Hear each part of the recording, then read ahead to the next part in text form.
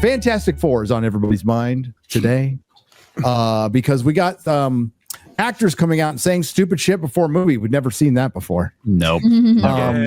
And this really lends to what I've heard. This is Sue Storm's movie, and that was rumored a long time ago. And listen, as an observer of the MCU, that's the easiest guess to make of all time, that they'll focus on Sue. And they're like, well, they couldn't be that dumb. They're that dumb. This is going to be Sue's movie. Now, Sue has had focus before in the comic books, and they're taking this from Hickman's run a little bit. But what would have worked best is Reed and Sue working together as equals. And this is why they cast Pedro, probably because he's the only guy who would take the part. But he plays a good subservient man. And he'll take the background. And this is you establishing Reed Richards, the smartest guy. Well, they already did in Dr. Strange Mom and blew his fucking head up. And then, of course, there's female Silver Surfer. But yeah, Sue's going to find out she's pregnant in the beginning. And this is her movie. And I know for a fact it's her movie. Like, she gets all the big moments at the end. So Joseph Quinn and Vanessa Kirby reveal how they updated Fantastic Four characters. Let's just say for the modern audience. Okay. From previous iterations. Oh, great. This is they're so fucking stupid. Just make a fucking movie. You know what? You can make a Fantastic Four movie and not mention gender politics at all. You know that's an option, right? They're a family that bickers, that works together. It's the first family of Marvel, and it looks like it's just Disney Marvel being Disney Marvel. They can't fucking change, and they get what they deserve. But what are their pronouns? I must know. Fuck if I know. I'm honestly surprised they didn't make Johnny Storm gay, Ryan. But well, there's still time for that. There's still time. Don't worry about it. Blaming. Yeah. So Johnny is a player. Okay, he's a player. That's what he always was in the comic books. But now he's going to be sensitive to people's feelings, and that sucks because I think it's good casting. And I think Vanessa Kirby's a good cast. I like the look of the thing. It looks like Kirby's thing. But this, along with female Silver Surfer, and man, expect Johnny and Sue Storm to feel a bit updated. How can you update something you've never had? We had it in 2000s. It was great. Okay.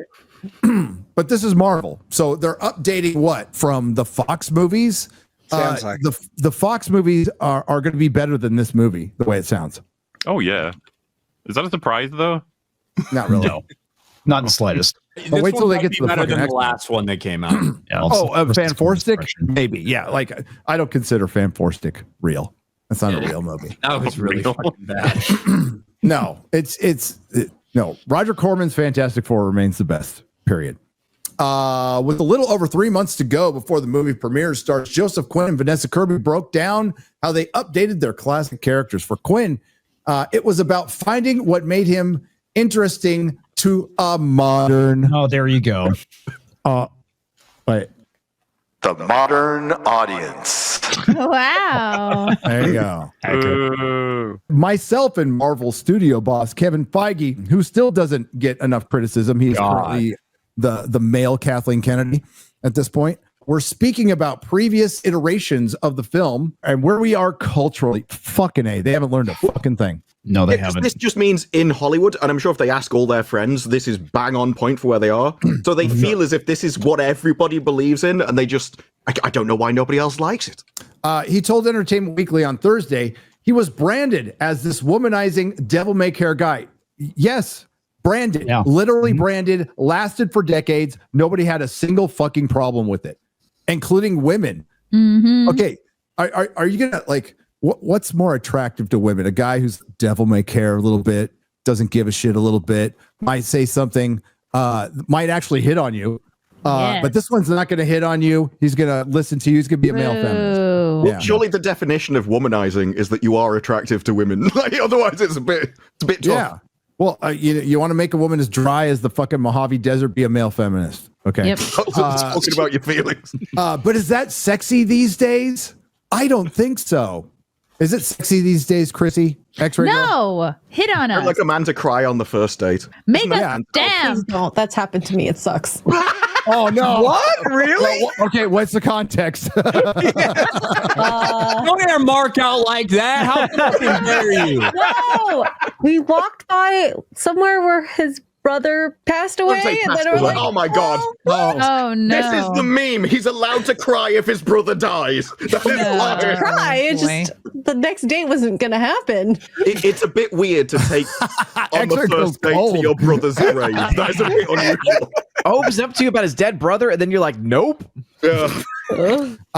This version of Johnny is less callous with other people's feelings. Meanwhile, when Kirby took on the Invisible Woman, she went into it looking to figure out how to make her feel like less of a doormat than she actually was in the 60s. Okay, like in the 60s comics, dude. That's a great start. Take a big dump on this. It was the 60s. Vescovy obviously read all of the 60s comics. You know, she's an expert at this point. But she didn't read the 70s or Burned or anything. And, if you make it like the 80s comics where it's egalitarian, where they work together, and we have to have the woman being the boss because we've never done that before in a film in the last 10 years, particularly in Marvel. This is like making a Bond for the Me Too era, right? The reason you're adapting is because people care about these characters. You're already going out of your way to make them not those characters. Johnny Storm and the way he acts, not just from, dating around and flirting with people and doing stuff like this, but his entire attitude about how cocky he is, how arrogant he is, how brash he is. That's an important part of who he is and how this entire 4-person team works together. So when you start to do things like that, because I don't know if people will be okay with him flirting with a woman in 2025, you're starting to ruin the entire aspect of the Fantastic Four that people found interesting in the first place. Period. Yep. And then there's Female Silver Surfer, which is fucking retarded. The Fantastic Four First Steps is the first crack at adapting Marvel's first family into the MCU. The film is set in retro-futuristic 1960s on a different Earth than the majority of Marvel's films have been taken place. The majority are other ones. They've been filmed there. Because of that, director Matt Shackman, who has not directed a movie before, who also was involved in D+ series WandaVision. Oh, great. Said the film feels much more standalone than other MCU properties do. Well, we'll see about that. They learn nothing, and they need this is Marvel, so they have a huge win with Deadpool and Wolverine, and we all know why. It's a gimmick. It was a fucking gimmick. You used all the Fox characters, and somehow you survived connecting it to Loki, and people loved it. I had fun watching it, but I knew this doesn't fix the problem. This just stops a leak, stops the bleeding for a little while. Let's see what you follow up with. Well, they've followed up with Captain African American, and now we got the Thunderbolts, which is tracking. Do we have an article for that? Yeah, Box Office Theory currently has the tracking at 67 to 82 million opening weekend. So pinpoint 76 million, which is significantly less than the Minecraft movie. What I love, though, is the estimated total domestic they have right now projected is around 219 million, which Minecraft will easily overtake. So it's tracking under the Eternals? Yes, under the Eternals, under Shang-Chi, under Captain America Brave New World. Pretty much the only thing it's higher than recent release-wise would be the Marvels. Well, when it beats when you compare it to Dolph Lundgren's The Punisher from the 80s, it's doing great. Yeah. A lot of marketing for movies has always gone off, you need to see this because everybody else is watching it. And when nobody's watching it, they're still trying to rely on the old marketing tactics because they haven't really evolved with the dying industry. You need to see it because no one else has. Right. Well, FOMO. FOMO's gone from all movies. I mean, that's why it's going to have to be memeable. Like Oppenheimer, Barbenheimer was a meme. It was a fucking meme. And Minecraft is a meme. And that's you're going to get that once every couple of years. But the fact that this movie might sell out. I might not be able to get a ticket. Those are fucking gone. Those days are long gone. Even with Minecraft, you can get a ticket easy to that movie anywhere at any time. And there used to be times where a while ago, you go to the theater, it's sold out. You're shit out of luck. Outside of rare circumstances, you're going to make it to a movie. It's not the shared experience that used to be. And that's where theaters, that's where the ship has sailed. And they're going to have to start allowing in chickens and people smoking weed and fucking throwing popcorn at this point. They're going to have to do everything. I mean, I ain't going to go. What a horrible experience if you went to that film and you have all these spastics just throwing popcorn and going nuts. That is the problem with allowing that. These people are only there to watch Minecraft and to do that. So you will scare off all the normal people that would actually go to the cinema and want everyone to shut up. They'll stop going because they just have their experience ruined. and then you have to keep making these meme movies for people that just make horrible environments wherever they go. It won't scare people away at large, but I will say it will hurt some of those individual theaters, because I remember working AMC down in New Orleans, and there was always that whenever there's a PG-13 horror film or anything like that, and the teens would be out, we actually had to shut down theaters. So like we had to stop the movie, turn the overhead lights on. That's been reported. Odin, I'll clap back on that a little. At being one of those teenagers who went to schlocky horror movies and fucked up movie theaters, but we did it all the time.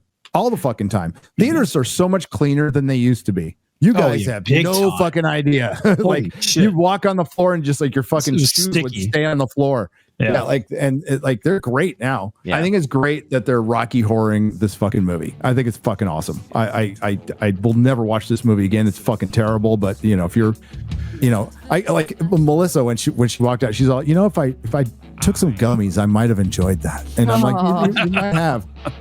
You might have. Nerdrotic.com. Please subscribe.